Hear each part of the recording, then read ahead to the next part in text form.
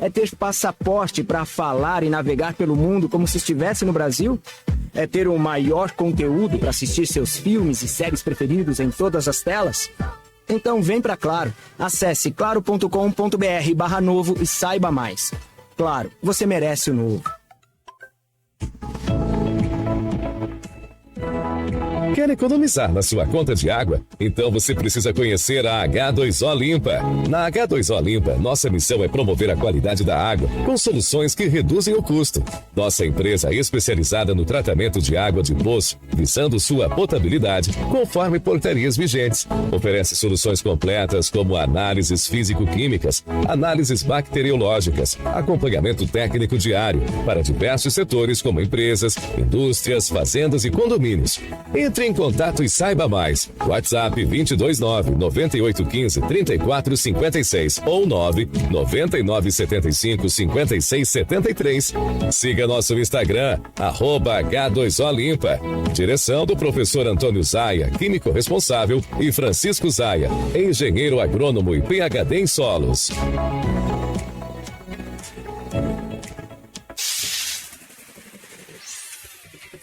Começa agora o Folha no Ar, primeira edição.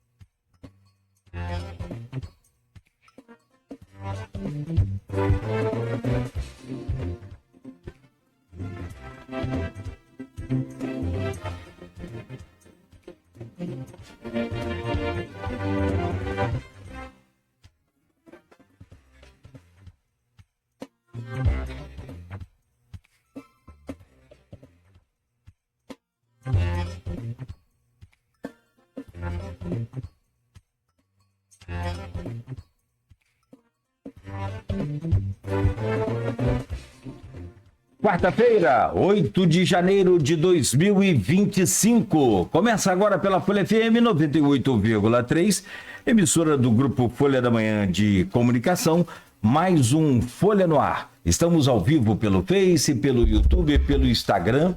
Você confere também este programa, pode ouvi-lo daqui a pouco em podcast, em todas as plataformas tocadoras de podcast. Também, logo mais, reprise na Plena TV. Durante o dia você pode dar o comando aí, Alexa, para ouvir a Folha FM. Nos nossos aplicativos também, tanto o aplicativo exclusivo da Folha FM, quanto o aplicativo Rádios ou outros aplicativos para rádios também. Você acha lá o link da Folha FM, enfim, aonde você estiver, a gente vai estar junto com você. Hoje, quarta-feira, dia 8 de janeiro de 2025. Esse 8 de janeiro virou data histórica agora. Temos que lembrar, mas seguramente sem comemorar, não tenha dúvida. Atos bárbaros de vandalismo e de desordem na capital federal, né, destruíram lá o Supremo, destruíram vários prédios públicos, né, por verdadeiros vândalos que não aceitavam a derrota de seu candidato, aquela coisa embrenhada numa conversa daquele cercadinho ao longo dos 4 anos, né? Aquilo subiu para a cabeça e foi assim. E aquelas cenas e aqueles atos estão sendo, né, relembrados hoje e devidamente punidos como tem que ser. E o que a gente espera é que haja uma punição não só para aqueles que cometeram esse ato, mas para aqueles que conduziram, né, essa população, essas pessoas, para que, né, cometessem esses atos de vandalismo. E o pior, gente, disso tudo é que essas pessoas queriam um golpe, queriam o poder militar de novo no comando. Assim, não só inconcebível, como inaceitável, mas sobretudo incompreensível das pessoas que buscam essa ditadura como forma de governo. Claro que o Brasil tem pouca memória curta, como a gente disse, talvez seja por isso. A única coisa que eu consigo me apegar como explicação, né, ou por maldade mesmo. São 7h09, a gente começa o Folha no Ar num dia muito especial para nós, sobre essa lembrança do dia 8, já passou, vamos em frente. Hoje é um dia muito feliz para nós do Grupo Folha da Manhã de Comunicação. O jornal Folha da Manhã está completando 47 anos. De tudo que a gente pode falar, de tantas palavras que vêm, de tanta argumento que a gente tem, eu acho que eu vou usar apenas um, pessoal. Orgulho de poder fazer parte deste grupo de comunicação.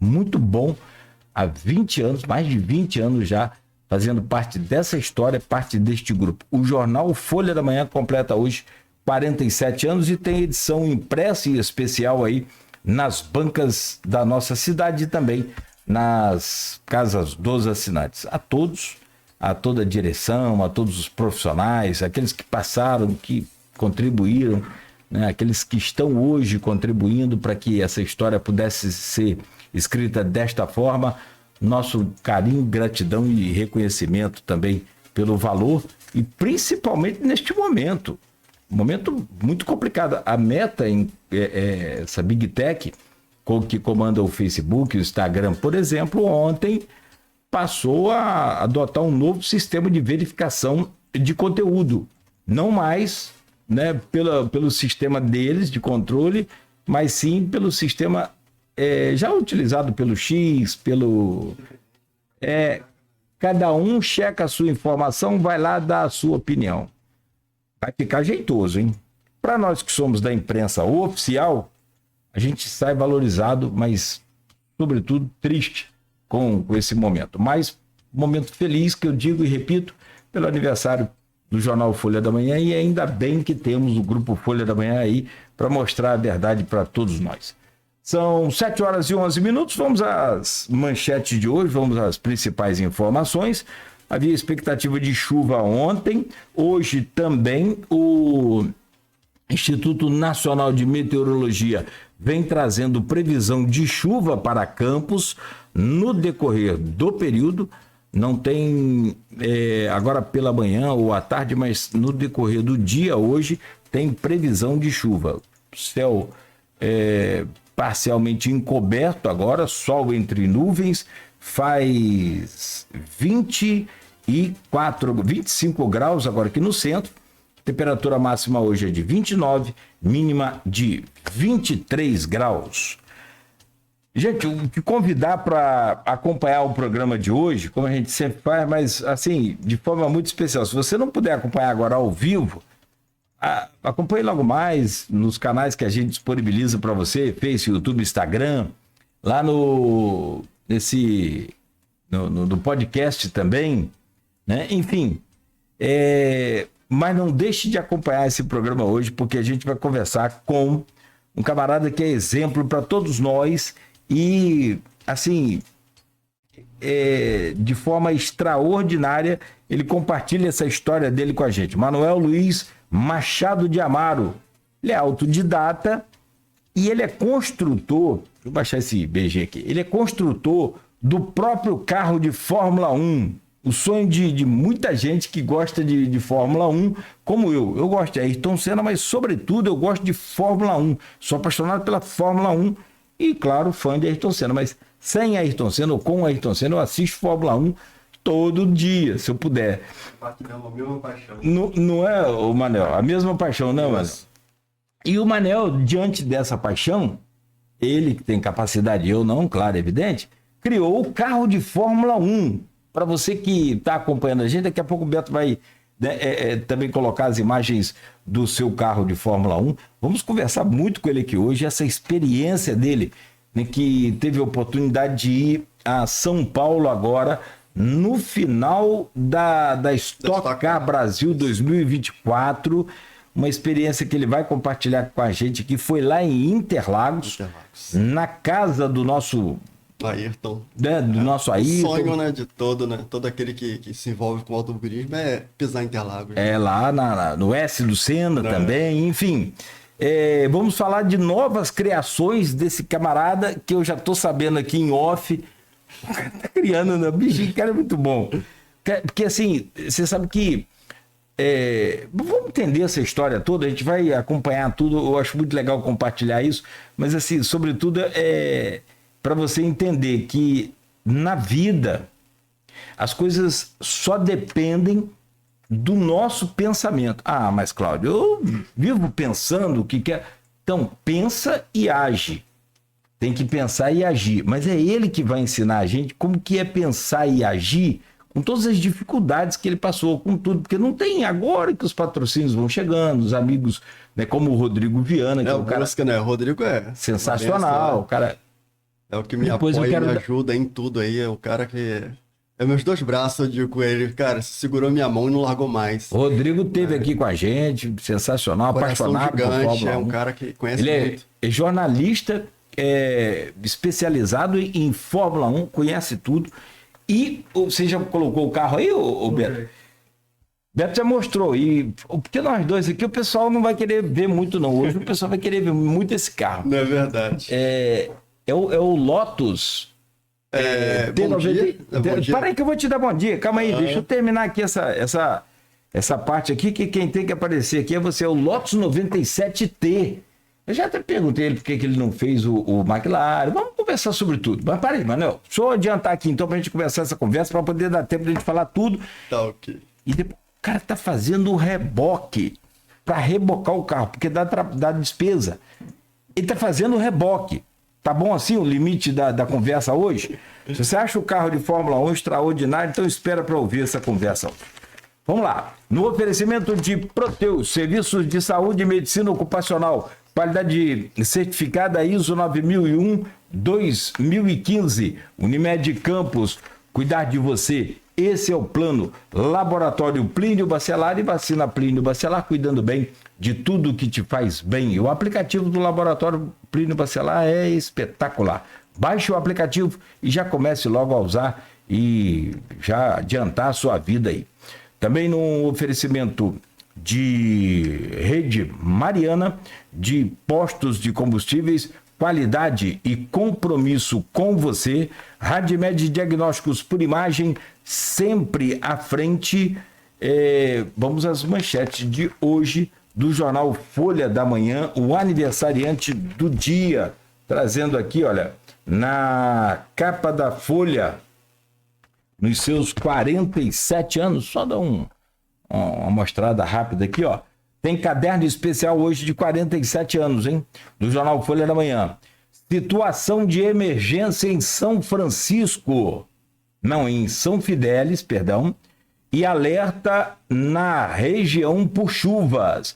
Temporais atingiram municípios nos últimos dias, causando estragos e levando a intervenções das prefeituras. A Prefeitura de São Fidélis decretou situação de emergência e criou um gabinete especial para acompanhar de perto as ações para amenizar os transtornos. Está aqui na capa de hoje do jornal Folha da Manhã. Drone interceptado ao tentar entregar drogas na casa de custódia, em Campos. Bem avançado o sistema, né? Eu falei com o Alan Turnovski aqui, vamos usar a inteligência para combater a violência. Ele falou que não é bem assim, que tem isso, que tem aquilo. Depois ele acabou sendo preso. Por suspeita de envolvimento com essas coisas erradas aí. O Alan Turnovski, para quem não sabe, é delegado da Polícia Civil, foi chefe, comandante da Polícia Civil no estado do Rio de Janeiro e responde a uma série de processos. Esteve aqui com a gente antes de ser preso. E a gente aproveitava para falar naquele dia sobre justamente isso, a possibilidade de aumentar a inteligência da polícia para fazer operações precisas, corretas, devidas e combater o tráfico do jeito que é. Mas a coisa no Rio de Janeiro está muito complicada. Só rapidamente comentando, só ligeiro. Pra você ter ideia, Curitiba, no Paraná, foi considerado o metro quadrado mais caro do Brasil né, a partir deste ano, e o Rio de Janeiro ficou em 18º lugar.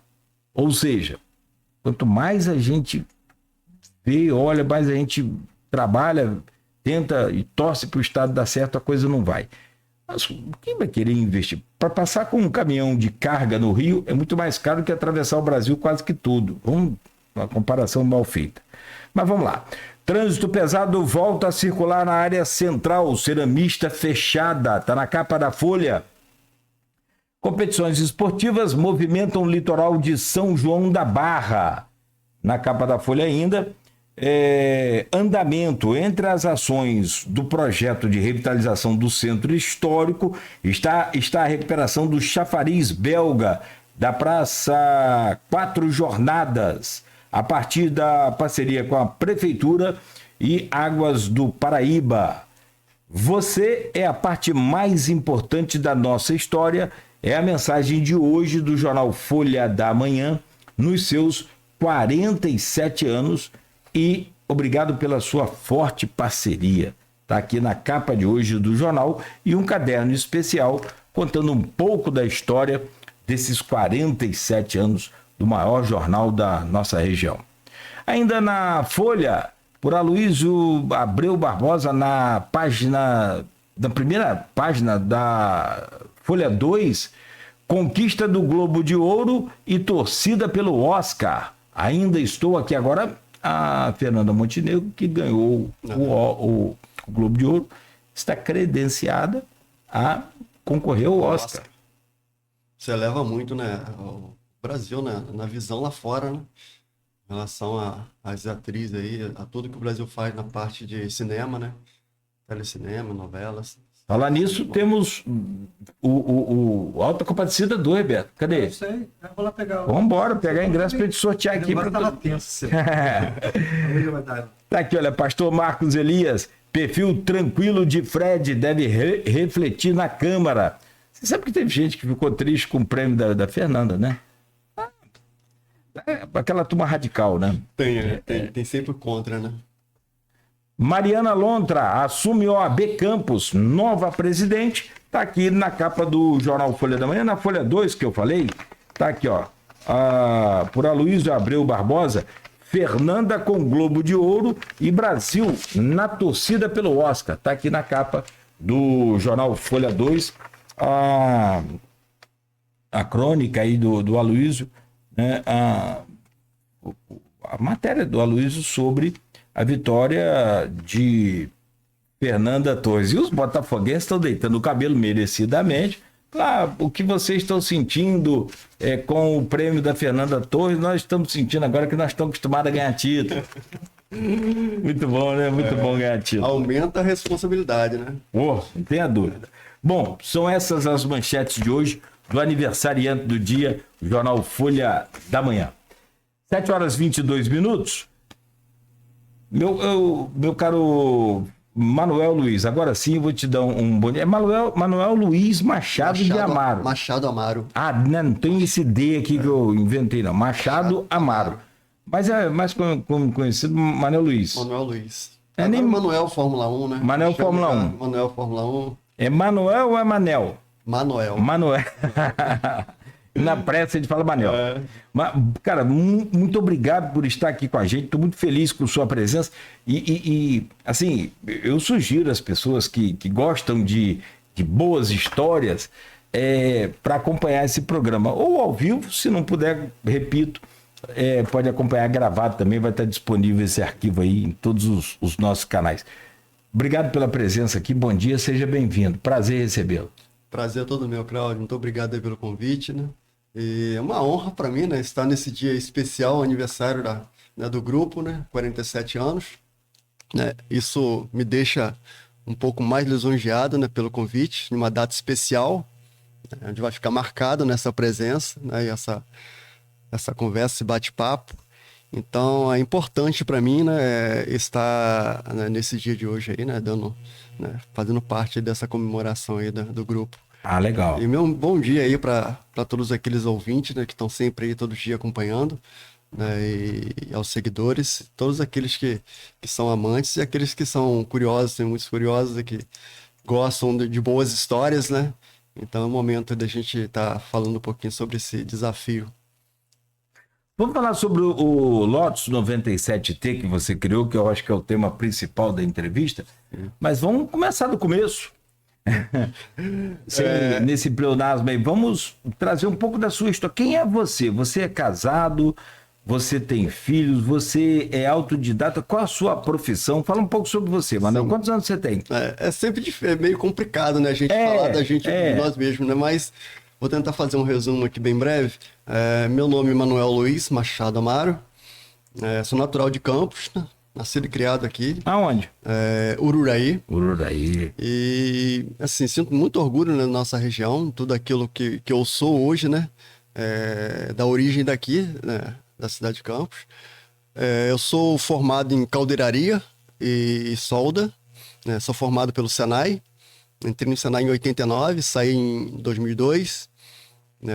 Comecei atuando na indústria, já tenho 32 anos na mesma função. Não migrei para outra atividade, né? Toda a vida foi trabalhando nessa função. São 32 anos. Comecei nos meus 18 anos, né? Tô até hoje ainda, né, envolvido com esses processos. Agora me trouxe alguns probleminhas de saúde devido... Caldeireiro. Caldeireiro soldador.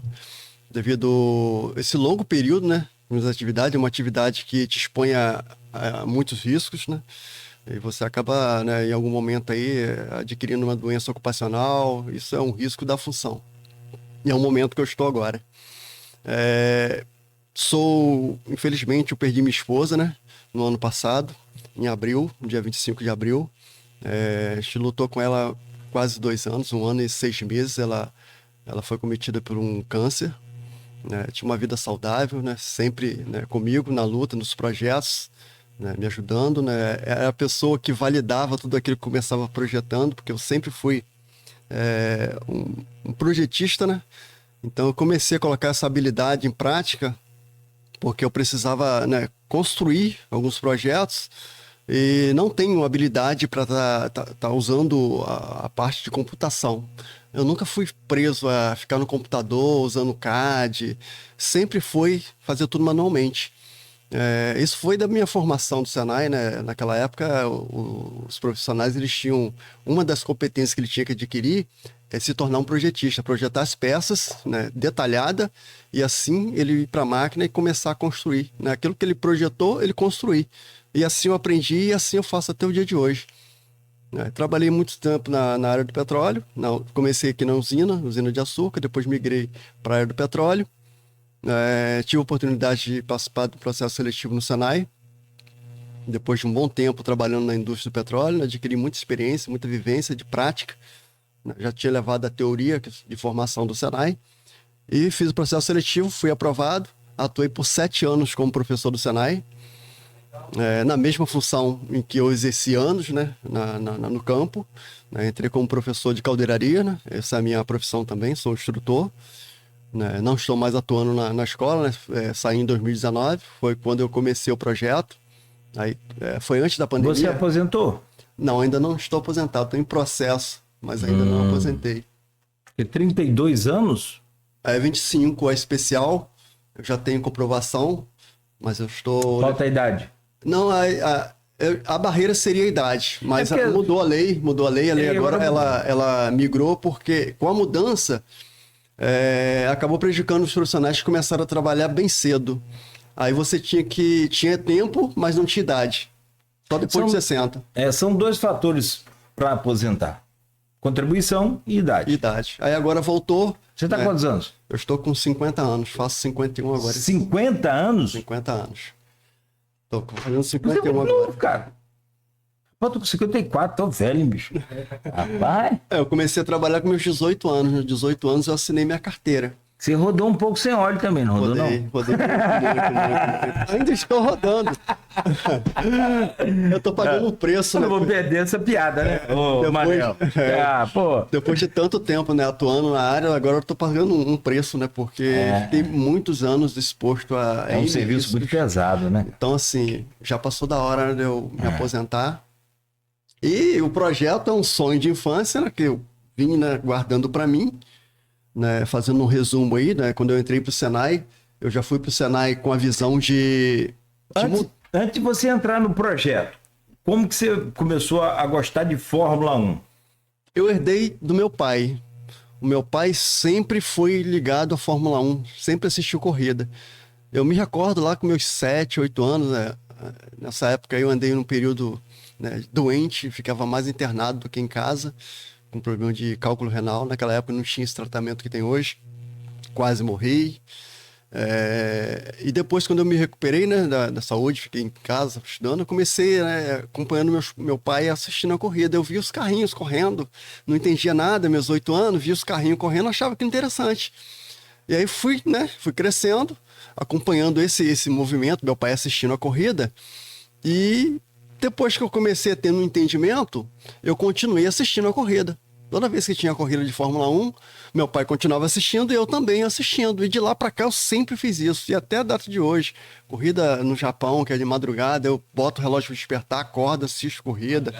Quando eu tava com a minha esposa tocava o alarme, ela me balançava que tava tocando, eu descia, ia pra sala para não atrapalhar o sono, para assistir a corrida na madrugada. Eu não consigo não, Manel. Então, assim... Eu vejo o replay depois. Eu sempre fiz, assim, essa parte de estar sempre inteirado.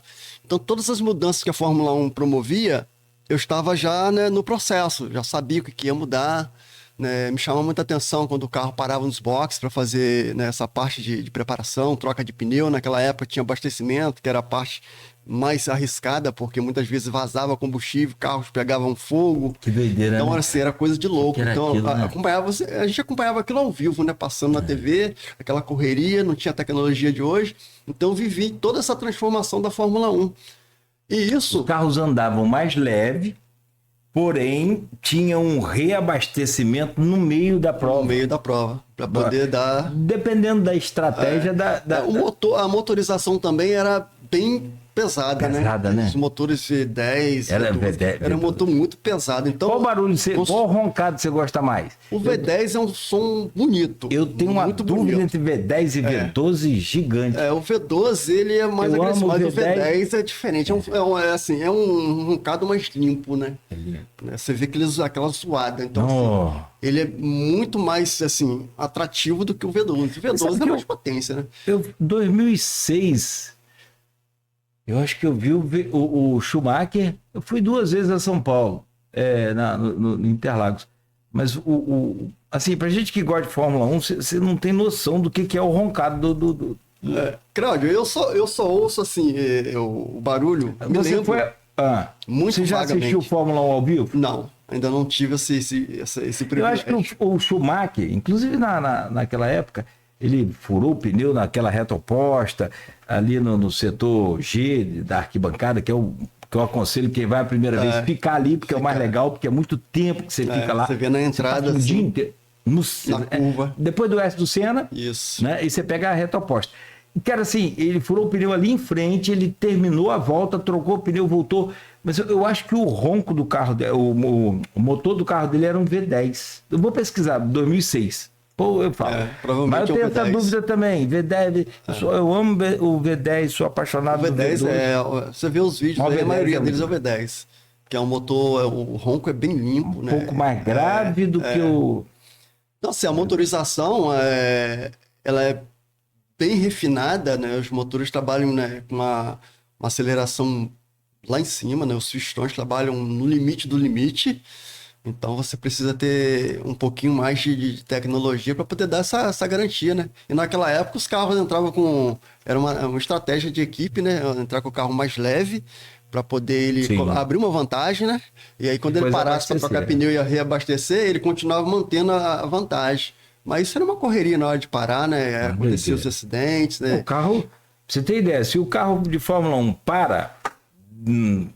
né? No meio de igual um pit stop desse.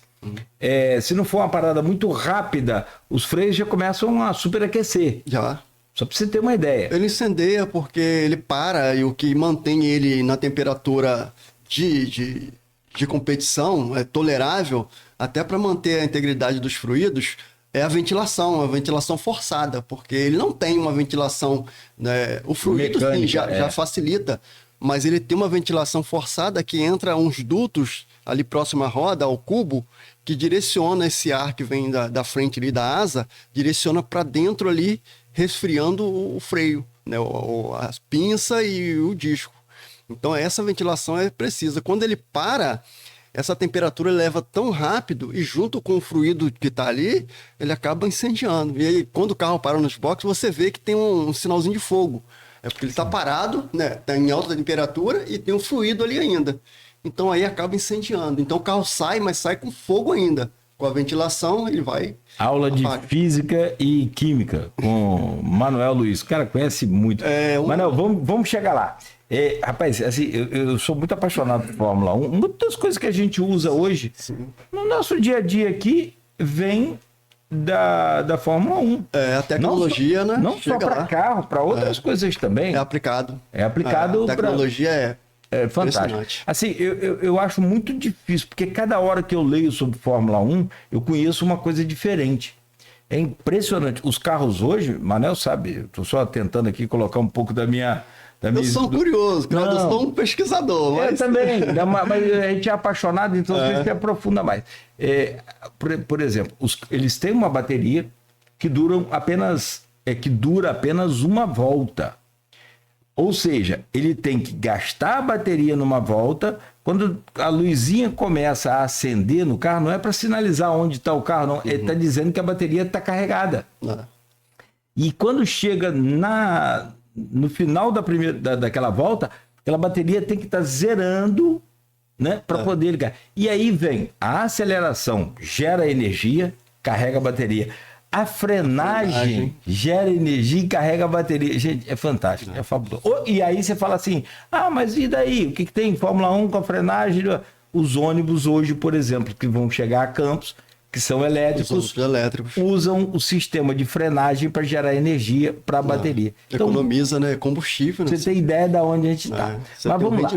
E aí, cara, pegando essa experiência sua, então, você resolveu, da onde surgiu essa ideia? Vou fazer um Fórmula 1, você já explicou que você é apaixonado e tal, mas fazer um carro de Fórmula 1, para quê, Manel?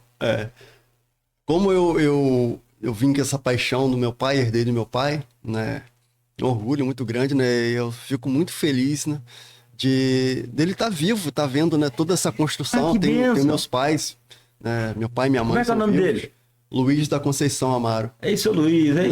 Então, assim, é um orgulho porque ele acompanha todo aquilo, né? Todo esse envolvimento meu, viu o carro do zero. No início, eles acharam que era uma loucura realmente, como muitas pessoas, amigos, me chamavam de louco, né? De maluco, que não ia dar certo. Meus pais, eles também ficavam preocupados de não dar certo, né? E eu acabar caindo, né? E como eu trabalhava, atuava como professor, você passa uma imagem, né, de que você é uma referência. E realmente o professor é uma referência para os alunos. E como eu estava me envolvendo num projeto que eu jamais havia, né, enfrentado, se tivesse dado alguma coisa de errado, ia faltar um pouquinho de credibilidade, né, daquilo que eu acredito, daquilo que eu sou capaz. Então foi um risco, né, que eu assumi. Meus pais, sabendo, né, que era uma coisa muito arriscada, que eles também não tinham certeza de que isso ia dar certo, né, eles sempre me falavam para tomar cuidado, voltar a trabalhar e devagar com as coisas. Mas eu queria tanto construir o carro porque eu não vinha essa possibilidade de conhecer um carro de Fórmula 1 de perto. E até o dia de hoje... Você visto um Fórmula 1 de perto? Nunca. Hoje, você já viu? Não, ainda não. Então, assim, eu não vi essa possibilidade de estar no autódromo em Interlagos e conhecer esse carro de perto, né, para ver os detalhes. Era um sonho. E aí eu coloquei na minha cabeça, por que não construir o meu carro? Eu já tenho, né, na época eu estava com 42 anos, já tenho uma experiência aí de aprendizado. Eu vou pegar todo o meu aprendizado, tudo aquilo que eu aprendi durante a minha função e vou colocar isso em prática no projeto que eu vou desenvolver. Para quem está assistindo a gente, ó. Aí eu comecei a fazendo pesquisa. Eu queria construir o carro, mas logo de cara eu falei assim, eu não vou construir uma réplica, porque eu já via um monte de réplica passando na internet, passando em TV, E, assim, eu queria uma coisa pessoal, um carro que eu pudesse olhar para ele e falar assim, esse é meu carro, não é uma réplica, uma cópia. Até porque uma réplica, você tem que seguir, né, à risca, né, todos os detalhes. Ela tem que ser uma réplica perfeita, né, nos detalhes. Ah, então esse carro não é uma réplica do Lotus Não. 97T? Não, ele não é uma réplica. Porque assim, para quem conhece Fórmula 1 lá, acompanha o Ayrton Senna, acompanhou o Ayrton Senna, né?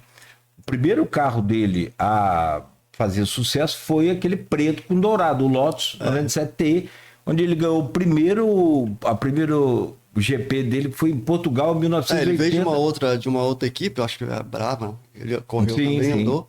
Mas aonde ele se despontou, né, destacou Pô, o carro foi era na muito Lotus. ruim. É. O carro era muito ruim. Na Lotus ele mostrou que Não, mas o carro, o Lotus também não era grande coisa, não. ele conseguiu fazer, foi seis vitórias. eu 6 acho, vitórias. que ele conseguiu. Não, tipo assim, ele tava correndo com um Fusca no meio dos caras Foi com... o talento, né? Ele incomodou pelo talento. Ele ressurgiu, não, pode deixar. Aí, quando ele ressuscitou a Lotus, porque o Chapman tinha morrido. Depois da década de 70, o líder da Lotus morreu. E naquela década de 80, que ele estava passando para a Fórmula 1, 84, quando ele surgiu na Fórmula 1, Ayrton Senna, não foi bem nesse carro. Depois de 85, ele ganhou o primeiro GP dele foi em Portugal, né? Foi 85, não foi? Foi 85. E aí, cara, foram mais 6 GPs que ele venceu com esse carro, mas era considerado assim, um carro veloz, mas de confiança zero. Não tinha Ou seja, para ele chegar aqui agora e não funcionar, não custava nada. Mas assim, então, que não é uma réplica. Não. Ele é parecido. A cor do carro, preto com dourado, é uma homenagem ao Senna, porque quando eu comecei projetando o carro, eu me inspirei muito nas frases, né, que a gente vê na internet aí, motivacional. Mas, né, conciliando com tudo aquilo que eu vi o piloto, né, ainda correndo, né, que eu acompanhei a trajetória dele. Então, assim, isso aí serviu como um motivador. Aquilo que ele representava e representa ainda não só para o Brasil, para o mundo, mas com as mensagens, né, com tudo aquilo que a gente vê na internet aí que são motivacionais. Então eu apanhei tudo isso aí e coloquei no projeto. Toda vez que eu tinha uma queda de motivação, ia lá assistir um vídeo daquele, né? Voltava lá no tempo acompanhando as corridas para poder ver. E aí aquilo me dava mais um gás. E aí eu falei assim, por que não fazer uma homenagem ao Senna, mas uma coisa diferente? Porque a gente vê sempre homenagem assim com o carro campeão, né?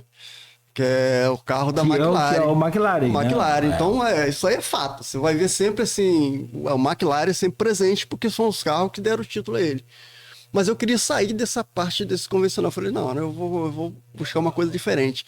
Eu vou lá onde ele começou a incomodar.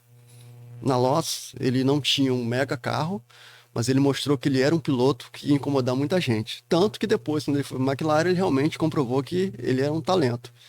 Então, o pessoal perguntando qual cor que vai ser o carro, eu falei, não, vocês vão saber na hora. E quando eu lancei, eu falei, não, o carro vai ser preto com dourado. Quem pintou o carro?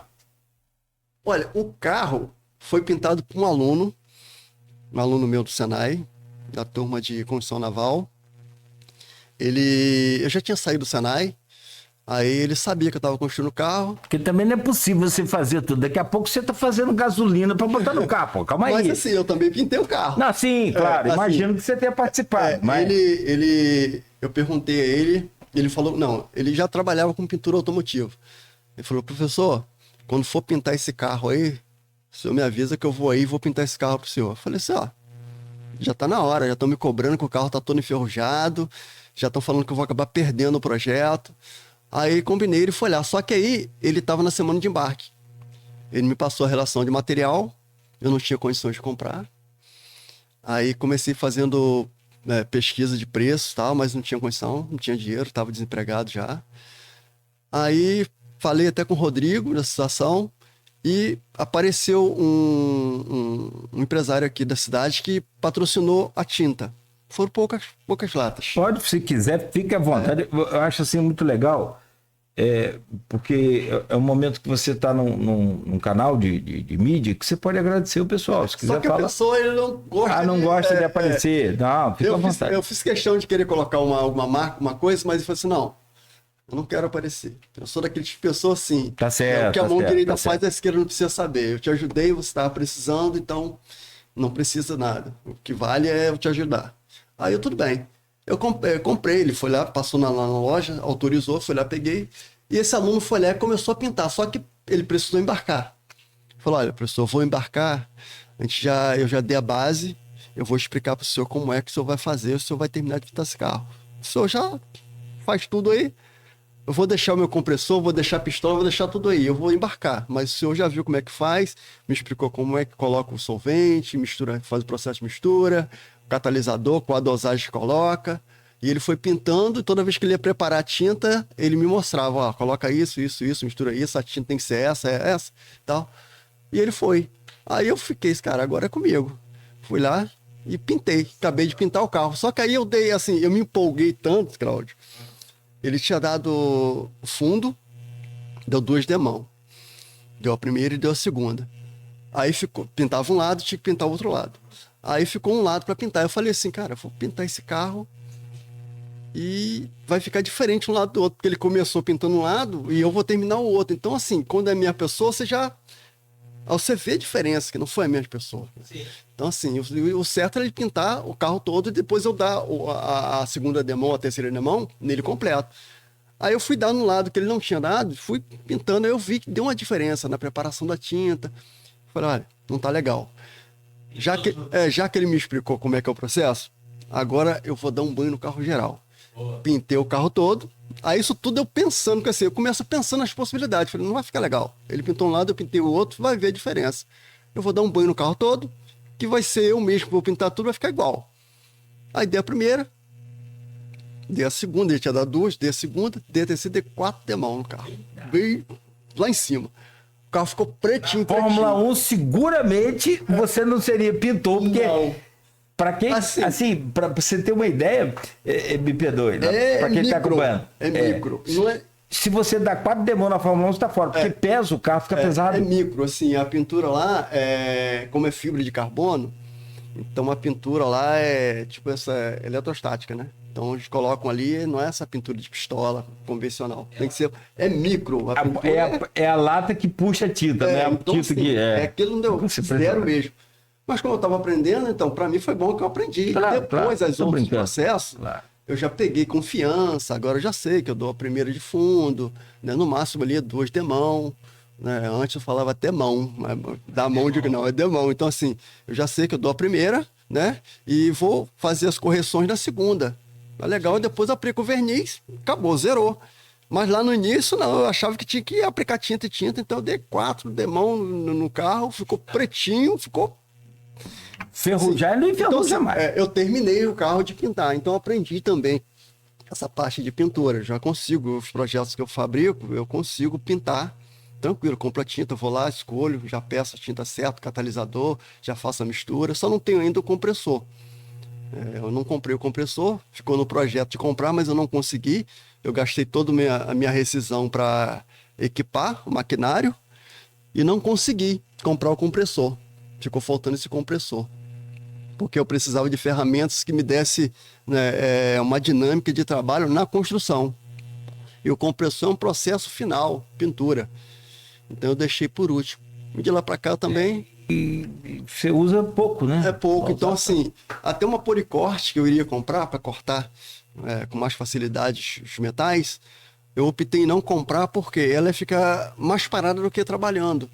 E já a esmerilhadeira, eu já tenho mais mobilidade. Eu consigo fazer os cortes e fazer os detalhes e dar acabamento. Ela trabalha com mais frequência do que comprar uma máquina que vai ficar ali mais tempo parado do que a atividade. Então, isso tudo é um planejamento daquilo que eu preciso para economizar na hora de comprar a maquinária e ferramenta. Então, eu tive que fazer esses 3 anos aí, planejar tudo, para eu não cair no erro de gastar dinheiro sem necessidade. Então, os 3 anos me deu essa base. Maurício tá pedindo para mostrar a foto do carro. Tô mostrando aí, Maurício. Mostra de novo aí, Beto, por favor. Mas tá aí, tá exposto aí direto. Ô, Manuel, vamos falar mais sobre o carro. Assim, Porque eu quero entender como que você... Aí sim, você é torneiro mecânico, você manja de fazer as peças. Mas e mecânica? Porque o que você usou como motor e como chassi do carro para dar estrutura ao que você tem hoje? Sim. E aí a gente chega na funilaria, porque você fez peça por peça. Ele fez o DRS, cara. Ele fez DRS. Só falta instalar os motores, né? Colocar DRS, o fechamento para abrir. É o aerofólio moderno, né, novo, que ele tem um movimento, ele abre Você pode abrir e fechar o flap. nos trechos permitidos durante a prova, Isso. com a secundagem de distância entre um e outro também permitido. Se tiver com mais de 1 segundo de diferença, segundo. não pode Não abrir. pode, é um É segundo. um caminhão de regras que a gente vai acompanhando. E aí, o carro dele tem DRS, cara. Ou seja, Não. tem ralo, que é aquele sistema que protege. Foi uma briga esse ralo, cara. Olha, Como que você conseguiu fazer isso tudo? Começa lá pela estrutura mecânica, o chassi, chegando nessa parte da funilaria. como eu projetei o carro, né? Eu tenho Detalhe, você Tem o desenho dele aqui, se você quiser olhar depois, tem até Eu quero o carro, volante, a eu quero ver o volante daqui a pouco. Tá aqui. Próximo bloco. E Deixa tem eu um per- desenho também. Desenho. Deixa eu perguntar. Isso desempregado? Uma Na parte. construção do carro, no início do projeto, eu fui com a minha esposa, né? A gente foi procurar uma réplica para fazer o desenho que está ali. Projetei o carro todo. Uma miniatura pequena. Rodei a cidade toda, não consegui encontrar. Vim aqui pelo centro, não consegui. Aí falei com a minha esposa, vamos lá no Boulevard, que tem umas lojas lá que vende brinquedos. Eu já estive lá, então talvez a gente encontre lá. Saímos do centro, fomos pro Boulevard. Chegamos lá, encontrei uma réplica. Era a última que tinha. E era realmente a que eu precisava, porque quando Deus coloca as coisas assim para acontecer, e vai acontecer, não tem jeito. Pode demorar, mas vai. Eu encontrei a réplica, e a réplica desmontava toda. Ela desmontava, o pneu saía, né, ali da parte da roda. Soltava também a parte do assoalho, soltava a asa, tanto a traseira de trás como a asa dianteira. O bico desmontava, saía o banco também, você conseguia sacar o banco. A réplica, ela desmontava toda. Então, assim, eu consegui bater as medidas de todas as peças. A Lego tá fazendo agora umas réplicas maiores, bonita, cara. Você já viu na também vi, internet, já você vi. viu? Muito bonito. Aí vamos lá. eu peguei todas essas pecinhas e comecei a projetar. Só que eu tive uma dificuldade, porque a réplica, a miniatura não veio com uma escala. Os brinquedos que a gente compra assim de réplica, ela vem com a escala que ela foi 17, projetada. 25, Só que essa réplica, ela não tinha a escala. E eu precisava da escala para fazer a multiplicação ali e lançar ela para a escala real, ou seja, o tamanho oficial. Eu já sabia o tamanho oficial dos carros, no máximo de 5 metros, com a largura de 2,5. Então, assim, eu conseguia, com a escala do que eu estava ali do projeto, multiplicar e encontrar a medida real. E aí, cada pecinha daquela eu ia multiplicar na escala e encontrar o projeto pronto. Só que eu não consegui encontrar a escala. Quer dizer, não veio na caixa. Aí eu tive que bater medida, pegar a medida oficial, pegar a medida da peça, né? A medida primária, a gente chama medida primária, que é a medida de comprimento e largura, e as secundárias são acessórios. Peguei a medida primária, comprimento e largura, calculei, né? Batendo com a medida real do carro real, e aí encontrei uma escala. Eu tive que encontrar a escala da miniatura. Só que a escala que eu encontrei, ela não me facilitou muito, porque não foi uma escala padrão. Mas às vezes você encontra uma escala padrão 1 por 10, 1 por 25, 1 por 50, 1 por 100.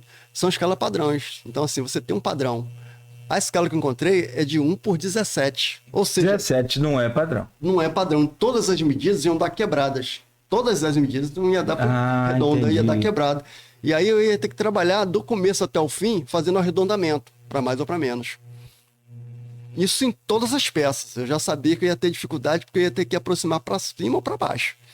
Porque a escala não ia me dar essa facilidade de me dar um número redondo. E aí eu comecei a calcular todas as pecinhas, né, achar as medidas, fazer o arredondamento, colocar algumas tolerâncias em cima da medida oficial. Para depois eu entrar para o chassi e projetar o chassi, foi o que você perguntou. eu comecei a projetar o chassi, porque eu já tinha batido todas as medidas da miniatura, em cima das medidas reais, só que eu precisava projetar o chassi. A miniatura não veio com chassi, ela veio toda montada em cima de um, vamos supor assim, vamos colocar como se fosse a carenagem, uma carenagem encaixada com as peças. Eu não tinha um chassi íntegro. Então, assim, eu tive que projetar o chassi em cima da medida das peças, para poder encaixar todo. E aí eu projetei o meu chassi. Projetei todo o chassi em cima das medidas oficiais. A dificuldade que eu tive foi com relação ao cockpit, porque o cockpit ele tem uma medida padrão, né, dos fórmulas. Só que aí o que ajusta no cockpit é a distância do banco e dos pedais, de acordo com a altura do piloto. Então você tem a regulagem do banco, né, o ajuste do banco para o piloto, porque eles fazem ali com uma espuma expansiva, ele senta, tira o molde, aí vão fazer o banco, né, na medida dele, e o pedal ele é regulável, você pode aproximar ou afastar. Só que você tem uma medida X do cockpit. Na medida que eu fiz da miniatura, não batia com a medida minha, porque eu sou alto, então não batia. É coisa de louco. Eu sentava no sofá, esticava a perna, encolhia a perna, simulando a medida do banco. Aí pegava o sofá, eu não tinha no volante, pegava a almofada, segurava a almofada, simulando o volante, encolhia a perna. E aí depois eu marcava onde estava o alcance do pedal, tirava a medida para saber a distância que eu tinha do cockpit. Isso assim, 9, 10, 11 da noite, eu fazendo essa loucura na sala. A minha esposa estava dormindo, eu estava lá na sala fazendo isso tudo. E aí pegava as medidas para poder bater em cima do desenho. Encontrei a medida que fechava para a minha altura, né? E aí eu comecei a projetar o cockpit. Foi o primeiro que eu projetei. Para depois começar a projetar aí a parte de asa dianteira, né? A parte de bico, a parte da asa traseira. E aí começar a projetar o posicionamento do motor. Eu tive um outro problema, porque eu tive que fazer uma outra pesquisa para encontrar um motor que encaixasse no projeto, porque o Fórmula 1 é muito baixo. O meu carro ele tá com 1,20 m de altura. O Fórmula 1 ele chega a 900 milímetros, né? 1.200 até 1,20 m, ele chega a 90 de altura, é mais baixo. O meu tá por volta de 25 centímetros, um pouquinho mais alto. Por que ele tá mais alto? Eu não consigo colocar a medida precisa de altura. Porque o motor que eu estou usando é um motor AP. Depois que eu pesquisei muito, o único motor que encaixou, que é um motor de competição, que é um motor que você pode preparar, colocar turbo nele, né, de manutenção barata, é o que mais me chamou a atenção, devido a ter a manutenção barata. Só que ele é um motor alto. Então, assim, eu teria que mudar o projeto da carenagem, porque o motor ia ficar exposto. Eu não queria que o motor ficasse exposto. O motor tinha que ficar escondido dentro do carro. E eu tive que refazer esse cálculo aí da altura do carro. Eu já tinha projetado o chassi, já tinha projetado todas as peças. Só que aí eu tive que refazer, porque eu precisava aumentar um pouco para poder ter uma harmonia, né, no desenho do carro e esconder esse motor. E aí eu peguei o motor, fui pesquisar, achei a altura do motor, o limite do motor, lancei essas medidas aí, e aí lancei as medidas na carenagem, que fiz toda, né?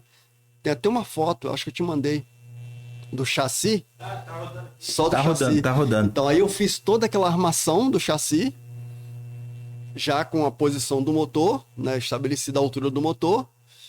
E a primeira peça que eu coloquei mecânica no carro foi o câmbio, a caixa de marcha, porque eu precisava posicionar o eixo traseiro para depois começar a distribuir a medida do cockpit, a medida do motor, a medida do tanque de combustível, que é logo atrás do banco, e aí eu já tinha a medida do cockpit, que eu já tinha projetado.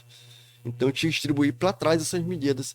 Isso tudo eu fazia no papel para depois começar a pensar na construção. Então, assim, é um projeto que não adianta você querer, eu vou ali comprar o material e vou começar a construir. Não é.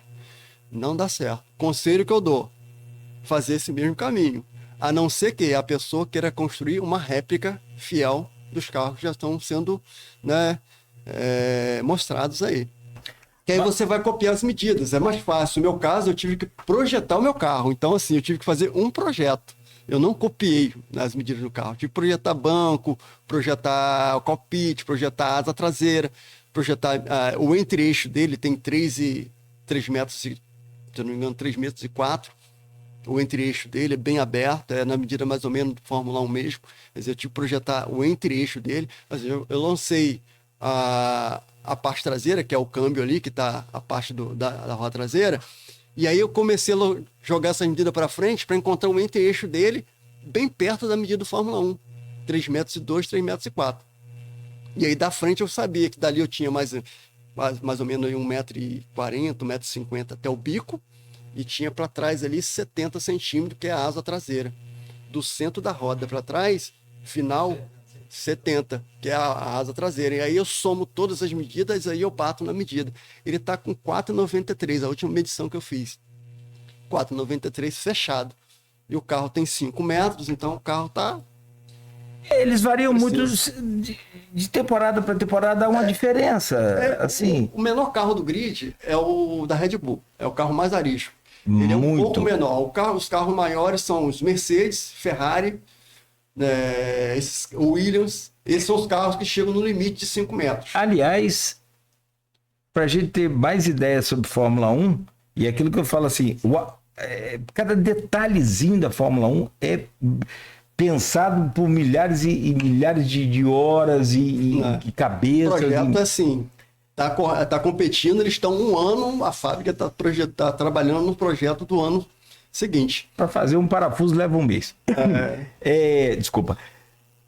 Só para gente fechar esse bloco, foi o carro da Fórmula 1, Pérez. Pérez terminou esse ano muito mal, né? Ele não é um mau piloto, mas de uns anos para cá... Cara, imagina a pressão daqueles caras. Tá deixando a desejar. Né? E aí... Falta de carro não é, né? Não é. Tá numa equipe de referência. O que aconteceu? Ele bateu. Não sei aonde foi agora. Precisou aquele reboque, aquele guincho, levantar, suspendeu. Que mostrou o segredo. Mostrou o assoalho. Rapaz, depois que mostrou o assoalho, o fundo do carro as equipes viram tudo da Red Bull, todo mundo parava para ficar olhando. O segredo estava no assoalho, acreditem se quiser. Era diferente dos demais. Cara, que doideira, bicho. Eu fico as equipes, elas... E coincidentemente, depois daquilo, o Verstappen caiu de produção pra caramba também. Porque aí, assim, tem segredos, eles têm o regulamento na mão, mas todo regulamento tem a brecha. Então, as equipes trabalham na brecha do regulamento. Ela pode utilizar um acessório, né? Sou leigo, assim, pelo que eu acompanho, né? Eles podem utilizar a brecha do regulamento e colocar um dispositivo, onde até descobrir esse dispositivo que foi criado pela equipe, demora, e é um processo. Enquanto não descobrir aquele processo, ele está amarrado porque é uma brecha do procedimento. Então, ele não está fazendo nada ilegal. Ele encontrou, né, uma diferença que as outras equipes não encontrou. E se ele revela isso, as demais também vão nessa linha de raciocínio.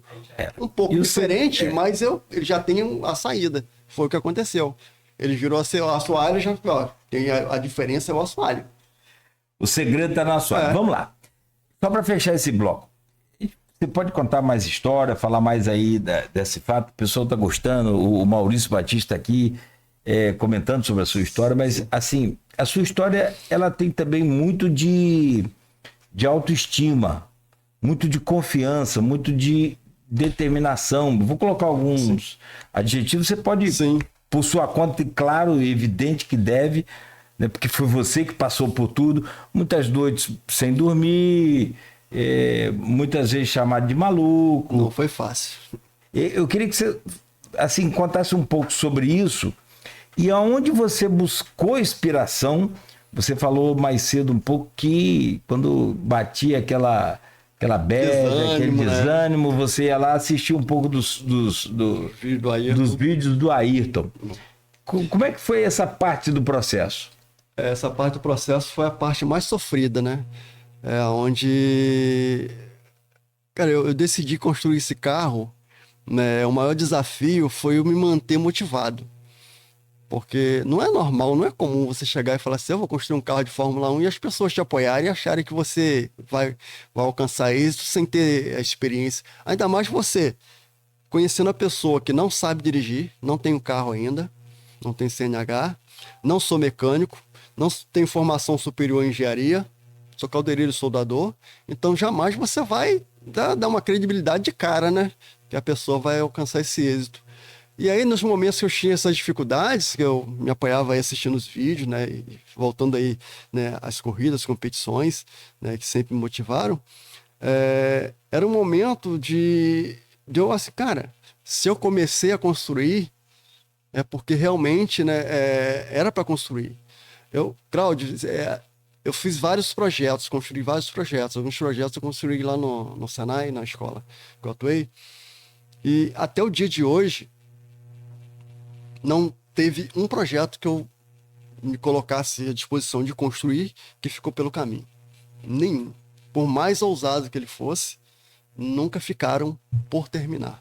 Todos eles que eu coloquei para construir, eu fui até o final e entreguei. E o resultado foi um resultado que, na maioria das vezes, surpreendia as pessoas. Depois não passou a surpreender tanto, porque as pessoas que eu vou fazer, vou construir as pessoas. Bom, ele vai construir. O cara construiu isso. Isso aí eu já sei que ele vai construir. Eu quero saber o resultado. Mas já sabiam, já tinham uma confiança naquilo que eu fazia. Mas no começo, não. Então você falou, cara, eu vou construir esse carro. Mas esse carro eu vou construir sozinho com Deus. E esse carro, eu quero construir esse carro e eu quero ter autonomia de estar com esse carro aonde eu estivesse e eu pudesse fazer algum reparo, né? Se desse algum problema eu mesmo resolver. Então eu tenho que buscar essa autonomia. Eu não tenho como construir um projeto onde eu dependo de várias pessoas. Não é uma empresa que você tem que delegar a função para cada um. Uma equipe de Fórmula 1 você tem engenharia, tem o pessoal de mecânico, eletrônico, tem um grupo de pessoas, né, para te assessorar, cada um faz a sua parte. Então não tem essas condições, eu não tenho dinheiro, né, para comprar aquilo que eu preciso. Quem dirá pagar um mecânico, pagar um eletricista, pagar um projetista, não tem condição. Isso tudo eu tive que buscar esse conhecimento. Então, na escola, a gente fazia o seguinte, a gente forçava o aluno, ele aprender com ele mesmo, assim, você tem que aprender a aprender. Ou seja, você quer construir alguma coisa, corre atrás, pesquisa. Vai atrás do conhecimento. E em cima daquele conhecimento, o básico que você tem, já te dá um ponto de partida. Então, assim, eu tive que fazer esse exercício, aprender sozinho. Aprender um pouco de mecânica, aprender um pouco dessa parte de projetos, especialmente o carro de Fórmula 1, você não encontra projeto na internet. Por mais que eu pesquisei muito, Cláudio, eu queria encontrar o projeto. Não vai ter? Aí eu queria, na minha cabeça, eu vou encontrar alguma coisa e vou construir. Não encontrei. Então a opção foi eu construir o meu carro. Por isso que eu abri mão de construir uma réplica. De tanto que eu pesquisei querendo encontrar um projeto para facilitar o meu trabalho e eu não encontrei, eu falei assim, não, já que eu não estou encontrando um projeto, eu vou construir o meu carro. Eu não quero ver nenhum carro que estão montando para eu pegar como é que foi feito, eu vou construir o meu. Aí eu tomei a decisão de ficar 3 anos buscando conhecimento, fazendo a pesquisa, fazendo meus projetos, fazendo as alterações. A Fórmula 1 muda o procedimento, muda os carros, eu mudava o projeto. E até que eu determinei fazer o carro do modelo 2019. E aí mudou o modelo que está sendo utilizado, mas eu já tinha decidido, então eu falei, vai ser 2019. Então, assim, esse tempo que eu passei na madrugada, e a minha esposa, quando ficava 3 horas da manhã, 4 horas da manhã, eu ia dormir 4 horas da manhã para acordar 7, meia, 8 horas, preparar o material, eu ainda estava dando aula. Eu tinha que preparar o material para aplicar a aula para a turma minha, que pegava de 1 até as 10 no Senai. Então eu tinha que tirar esse tempo para preparar a aula para amanhã.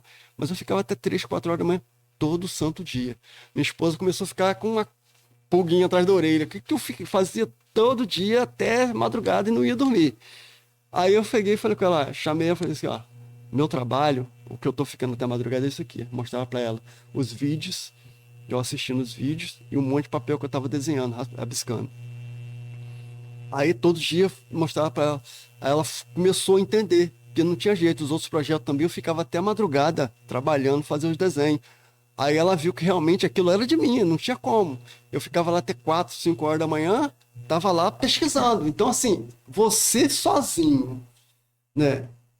Trabalhar o dia todo, cansado, porque você ficar 8 horas dando aula, sair uma turma de 4 horas, se pegar outra turma de 4 horas, né? Falando, explicando procedimento, ter oficina, tomando conta de aluno, para não se machucar, explicando o procedimento, e chegar em casa e até às 4 da manhã, pesquisando, vendo vídeo, assistindo vídeo, fazendo desenho, mudando, buscando informação, assistindo os vídeos motivacional para você arejar a cabeça e não ficar, né, maluco. Isso todo santo dia. Eu trabalhei de domingo a domingo. O pessoal ia para praia, ia passear e eu estava lá fazendo desenho, construindo. Então, a parte mais difícil é você se manter motivado. Eu acredito que hoje as pessoas que estão, né, tomando assim uma certa coragem para encarar seus desafios, construir o seu, né, seus sonhos, né, ir atrás daquilo que ele sempre sonhou, a parte mais difícil é ele se manter motivado. E qual a forma que eu encontrei? Qual o segredo para se manter? Foi focar em um exemplo, assim, um modelo que deu certo. A história do Ayrton foi um modelo que deu certo. A história do Ayrton por si só é uma inspiração. Ela te mantém focado. Então, tem uma fala dele, por mais que demore, né, por mais aquele que não tem condição, o mais rico, né, por mais que demore, por mais que seja doloroso, por mais que seja sofrido, se você manter a sua fé em dia, perseverar e trabalhar muito, um dia você vai alcançar, um dia você vai chegar lá.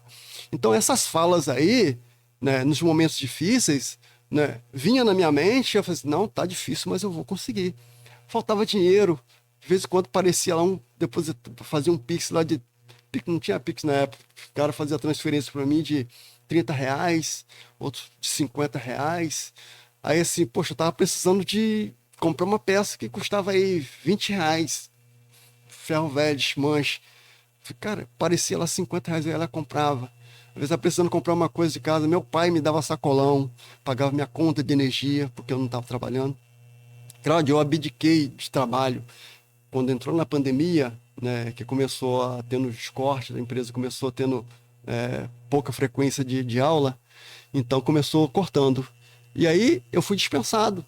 E as pessoas falaram assim, cara, você vai aposentar aqui na escola, você não vai sair nunca. Porque eu tinha feito vários projetos, fiz um navio, plataforma, fiz uma plataforma de petróleo, tá tudo lá. Um rebocador, tem uns 2 metros de comprimento, o navio, a plataforma chega a 2,44 com torre. Isso que de projeto de papel ou... Não, construção mesmo, construir metal. Então eu fiz tudo isso. Então assim, a pessoa fala assim, cara, você com essa cabeça de projeto, você não vai sair daqui nunca.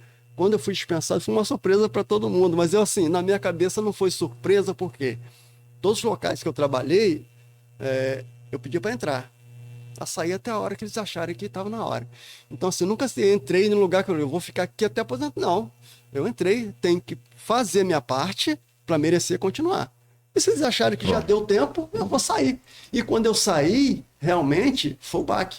Porque eu tive que ficar em casa, trabalhando com o projeto, gastei minha rescisão todinha no projeto, fiquei sem dinheiro, decidi ficar 2 anos parado trabalhando no Fórmula 1, na construção dele. E aí meus pais foram a família, né, que me abraçou e entendeu, né, que eu precisava construir o carro, eu não ia desistir. E aí eles começaram pagando umas contas para mim, pagando energia elétrica, a minha filha em casa, né, minha esposa, as contas não param de chegar. E aí eu tive esse apoio, graças a Deus a família entendeu. No começo não, mas depois eles entenderam, né? Que realmente... No começo é a fase do maluco. Então depois as pessoas começaram a abraçar. Carol, mas a motivação é essa aí, é você se inspirar em aquilo que deu certo, né? A gente tem M pessoas aí, M modelos aí, né? O Ayrton Senna é uma pessoa que é uma referência, então você tem que se inspirar em um ídolo, tem que buscar uma referência para se agarrar. Fé, né? Primeiro lá de cima, né? Claro, Papai do céu, que coloca a mão ali, e você tem que ter uma inspiração. Uma referência boa também é um barbudinho que andava aqui há uns 2.000 anos atrás. Um barbudinho, cabeludinho, aquele. Isso aí é base. É porque assim, é a fé, né? Tá de Jesus, Manter a fé. Aqui, eu já trazei aqui, mas justificável, peço desculpas aos ouvintes, aos nossos patrocinadores. Rápido intervalo pra gente voltar. Pega o volante aí que você trouxe. Cadê o capacete do Senna? Também tá aí. É uma réplica que você ganhou, quero mostrar também, a gente conversar mais e saber como é que foi lá. Tem várias mensagens aqui, o Rodrigo Viana tá marcando a gente aqui também, escrevendo, saber como é que foi lá em São Paulo. Você conheceu a turma toda lá, Fittipaldi, conheceu o Conheci Massa, a galera toda lá. A galera... Felipe Massa, daqui É a a segunda pouco... vez, né? Segundo retorno em Interlagos. Agora eu me Interlagos. sinto em casa, né? Tá, pronto. Graças ao Rodrigo, né? O Rodrigo me apresentou lá. agora- Rodrigo é o cara que manda lá em Interlagos. É verdade. Já combinei com ele a próxima, agora eu quero ir. Conhece Ó, muito. Conhece muito. 8 horas e 13 minutos. Rapidamente o intervalo a gente volta a seguir com o Mané Luiz contando essa bonita história e agora essa experiência que ele teve também lá em São Paulo no Luiz Carlos Passe, né, que é o Carlos Paz. nosso Interlagos. autódromo de Interlagos. Interlagos. Rápido intervalo. No oferecimento de Proteus, Unimed Campos, Laboratório Plínio Bacelar, Vacina Plínio Bacelar, Rede Mariana de Postos de Combustíveis e Radmed Diagnósticos por Imagem. A gente volta a seguir. Tem só uma super dica aqui da Nau.